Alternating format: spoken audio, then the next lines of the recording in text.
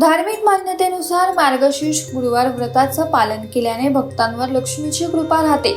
यासोबतच ऐश्वर्य, यश आणि समृद्धी देखील प्राप्त होते. त्यामुळे महिला आवर्जून दर गुरुवारी घरात घट मांडून महालक्ष्मीची पूजा करतात.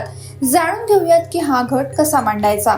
घट ज्या ठिकाणी मांडणार आहात तेथील जागा स्वच्छ करून घ्या. रांगोळीने स्वस्तिक काढा. त्यावर चौरंग किंवा पाट ठेवा. चौरंगावर लाल कापड ठेवून त्यावर तांदूळ, तांब्याचा कलश ठेवावा. कलशाला हळद कुंकू लावून आत पाणी, अक्षता, दुर्वा, रुपयाचं नाणं आणि सुपारी घालावी. विड्याची पाने किंवा आंब्याची डहाळी, पंचपात्र कलशावर ठेवावं. यानंतर कलशात नारळ ठेवावा. लाल कापडावर थोडे तांदूळ पसरवून त्यावर कलशाची स्थापना करावी. यानंतर श्री लक्ष्मी देवीचा फोटो किंवा लक्ष्मी यंत्र ठेवावं. कलशापुढे विडा, खोबरं, खारीक, बदाम, फळे, खडीसाखर आणि गुळाचा नैवेद्य ठेवावा.